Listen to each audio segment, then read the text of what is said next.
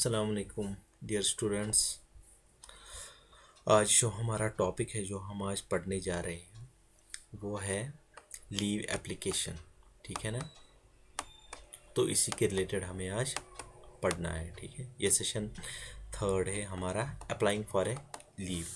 इसमें आप इस सेशन में क्या पढ़ोगे आप कि हम कैसे अप्लाई कर सकते हैं लीव के लिए। फॉर एग्जांपल आप स्कूल में हो या ऑफिस में हो तो प्रोफेशनल एनवायरनमेंट में लीव्स कैसे लिखते हैं इन ए फॉर्मल वर्किंग एनवायरनमेंट। ठीक है, देखो पहले हम लीव एप्लीकेशन देखिए, ये इंपॉर्टेंट क्वेश्चन है, ये थ्योरेटिकल क्वेश्चंस में भी आता है कि लीव एप्लीकेशन किसे कहते हैं। An application for leave is a common employment email और या लेटर रिटन और टाइप्ड इन ऑल ऑर्गेनाइजेशन। जब भी फॉर एग्जांपल आप किसी ऑर्गेनाइजेशन में काम करते हो, अब अगर आप ड्यू टू सम रीजंस आप छुट्टी लेना चाहते हो तो वहाँ पे हम अप्लाई करते हैं किसके लिए, लीव के लिए। ठीक है ना, ये एक एप्लीकेशन होती है।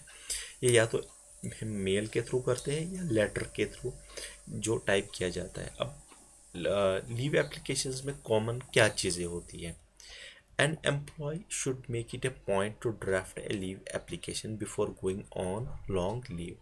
देखो जो एम्प्लॉय होगा उसको पहले लीव लिख के रखनी होगी। अगर फॉर एग्जांपल वो 10 दिन के लिए या 15 दिन के लिए कहीं पे जा रहा है तो पहले ही वो लीव लिख के रखे। इससे क्या होगा, इससे कंपनी जो होती है या कोई ऑर्गेनाइजेशन वो उसका, अगर फॉर एग्जांपल वो किसी फील्ड में काम कर रहा है तो उसके रिलेटेड जो काम होगा वो जो जॉब होगा उसका उन दिनों वो एक्टिविटीज़ कोई दूसरा एम्प्लॉय कर सकता है। ठीक है ना, तो दैट मीन्स एक किस्म की हैंडलिंग हो जाती है। यहाँ पे जॉब रेस्पॉन्सिबिलिटी जो होती है वो हम दूसरे को सौंप देते हैं।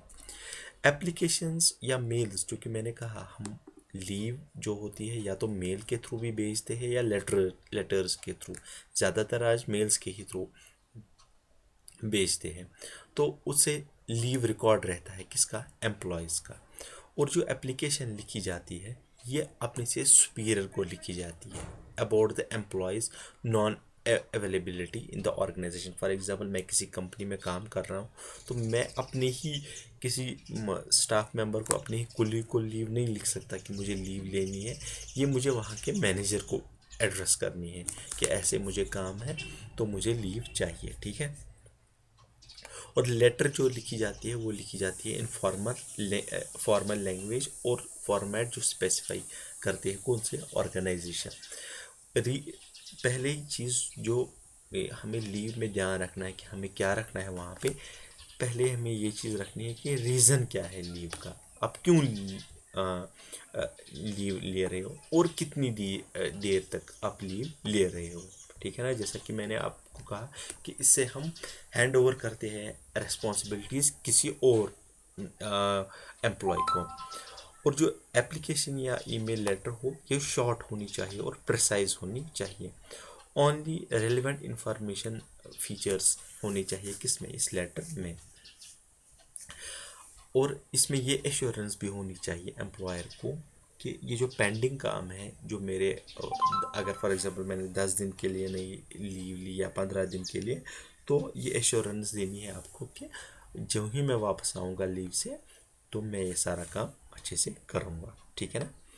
अब देखिए ये यहाँ पे ये एक लीव एप्लीकेशन फॉर्मेट है।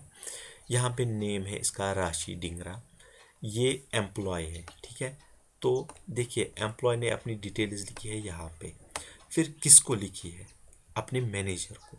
एड्रेस किसको की है, अपने सीनियर को। फिर क्या रखते हैं हम यहाँ पे, सब्जेक्ट। सब्जेक्ट में मेन पॉइंट होता है कि आपको लीव का मकसद क्या है। देखिए यहाँ पे सीधा लिखा है leave application for 10 days for exams. ठीक है, तो यहाँ पे बोलता है ये कि मैं 10 days की वर्किंग डेज लीव रखता हूँ from 15th till the end of month. Reason क्या देता है कि मेरा मास्टर्स कोर्स का एग्जामिनेशन है फाइनल टर्म में, एग्जामिनेशन में 10 पेपर्स है और मुझे उनमें अपियर होना है और मुझे एक्स्ट्रा 5 दिन चाहिए प्रिपेयर करने के लिए। तो इसने यहाँ पे ड्यूरेशन भी लिखी कहाँ तक और रीज़न भी दिया कि मैंने लीव क्यों ली। ठीक है ना, फिर उसके बाद ये अपनी डिटेल्स रखता है और यहाँ पे ये भी लिखता है कि मैं रिपोर्ट करूँगा back on 30th of May।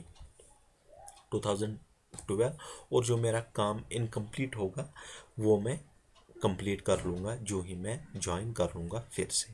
अब देखिए दूसरा फॉर्मेट यहाँ पे है, इसमें एम्प्लॉयर यहाँ पे अपना नाम नहीं लिख रहा है, बल्कि क्या है, सीधे एड्रेस कर रहा है। ये जो हम आमतौर पर ऐसे ही लेटर्स लिखते हैं, सीधे डायरेक्ट एड्रेस कर रहा है मैनेजर को।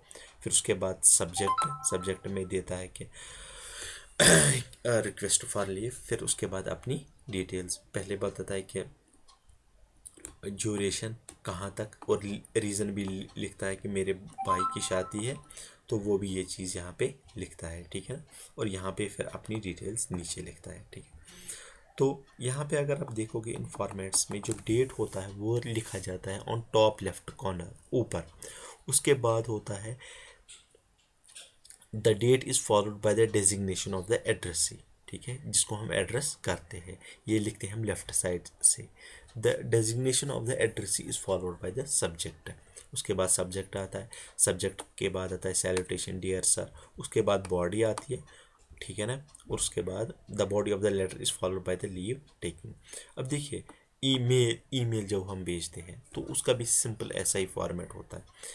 तो आपको किसको एड्रेस करनी है, कार्बन कॉपी, ये लेटर किसको और जानी चाहिए। फिर यहाँ पे ऐसे ही सब्जेक्ट, ठीक है ना, यहाँ पे हमें डेट वगैरह लिखने की कुछ भी ज़रूरत नहीं है। फिर यहाँ पे हम लिखते हैं कि हमने क्यों लीव लेनी है, ठीक है, रीज़न वगैरह, ठीक है ना। आया समझ में आप लोगों को। तो ये हो गया ईमेल का, ठीक है ना। तो आप यहाँ पे ये जो एक्सरसाइज है इनको आप देख सकते हो। टू में आता है रेसिपिएंट का एड्रेस, ठीक है। सीसी कहते हैं हम कार्बन कॉपी को, reporting managers personal email address, एक तो मैनेजर को भी भेजोगे आप और उसके पर्सनल ईमेल एड्रेस को भी। फिर लीव एप्लीकेशन फॉर कितने दिनों के लिए और किसके लिए, ठीक है। उसके बाद बॉडी आती है, बॉडी में क्या हम लिखते हैं, स्टार्ट विद द एड्रेसी, हम लिखते हैं एड्रेसी का नेम, डेजिग्नेशन और डिपार्टमेंट। फिर उसके बाद इंट्रोडक्शन देते हैं हम मेल का, कि हम क्या लिखना चाहते हैं, हम किसके लिए लिखना चाहते हैं, लीव अप्लाई किस लिए करते हैं। फिर उसके बाद आता है डेट और नंबर। उसके बाद आता है सेकंड पैराग्राफ, जिसमें हम देते हैं रीज़न कि हम क्यों अप्लाई करते हैं लीव का, ठीक है। और उसके बाद ये भी कहा जाता है, ये ज़रूरी नहीं है कि आपने लीव लिख ली, आपको वो अप्रूव भी करनी, मतलब वो आपका जो मैनेजर है वो आपको अप्रूव करना चाहिए आपकी लीव को, ठीक है ना। और उसके बाद हम रिक्वेस्ट करते हैं कि आप हमारे लीव को एक्सेप्ट कीजिए और उसको अप्रूव कीजिए, और उसमें ज़्यादा से ज़्यादा 300 वर्ड से ज़्यादा नहीं होने चाहिए, ठीक है। अब देखिए मैं फिर से जाता हूँ यहाँ पे ईमेल में हम फिर से जाते हैं। तो देखिए यहाँ पे आ गया आपका टू, इसमें हम देते हैं ईशान, और उसने कार्बन कॉपी की है एचआर को। फिर दिस एप्लीकेशन डियर सर, उसके बाद क्या लिखा है, this application is to request, कि मुझे आप दीजिए,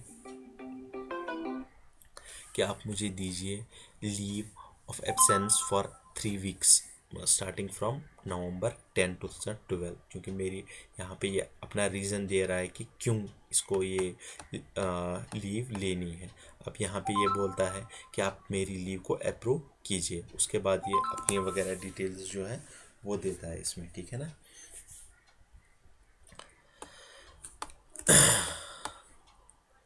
अब देखिए यहाँ पे कुछ एक्सरसाइज है। देखिए a leave letter is one who requests है लीव, ठीक है ना।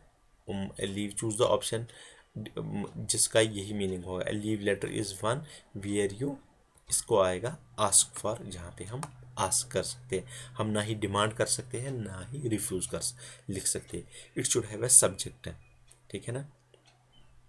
सब्जेक्ट क्या है, statement which states the topic of the letter, ठीक है ना। तो इसको आएगा B option. It is easy to write a leave application, it's not difficult, ठीक है। I would be extremely happy if my leave is sanctioned, if my, I would be extremely happy if my leave is allowed आएगा। I have to attend my brother's meeting in, I have, तो इसको आएगा I have to be present at, ठीक है ना। तो ये आ गया इसमें। उसके बाद है यहाँ पे कुछ और एक्सरसाइज भी है। तो ये भी आप देख सकते हो असेसमेंट में। यहाँ पे हमें करेक्ट वर्ड देखना है, तो हम यहाँ पे लिख सकते हैं I would like to request, bag नहीं है, request for a grant of ये मैटरनिटी लीव।